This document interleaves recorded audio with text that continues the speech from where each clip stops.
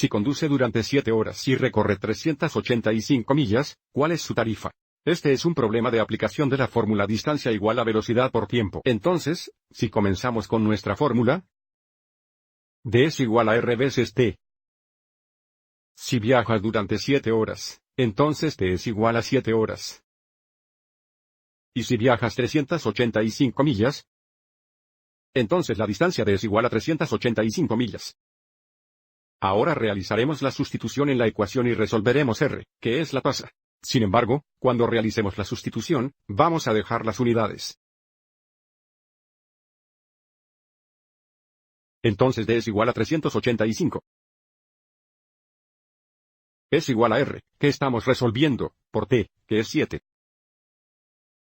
R multiplicado por 7 es igual a 7R. Entonces tenemos 385 es igual a 7R. 7R significa 7 veces R. Así que para resolver R, dividiremos ambos lados entre 7.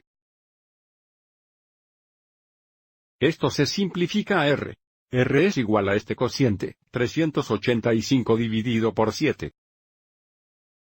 Hay 5 7s en 38. 5 por 7 es 35. Restar, esto sería 3, bajar los 5. Luego hay 5 7s en 35. 5 por 7 es igual a 35. Entonces, en este caso tenemos un resto de 0. Y, por lo tanto, la tasa promedio es exactamente 55. Y las unidades serían millas por hora.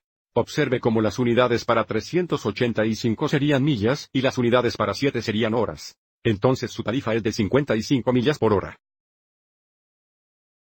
Ahora sí quiero señalar lo que podríamos haber hecho: tomar la ecuación de S igual a R veces T, resolverla para R y luego realizar la sustitución.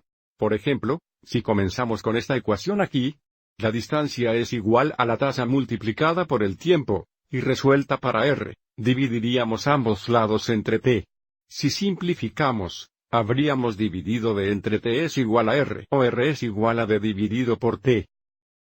Observe que si usamos esta ecuación para realizar la sustitución, tendríamos R es igual a la distancia, 385 millas, dividido por el tiempo, que es de 7 horas. Por supuesto, el cociente sería el mismo, 55.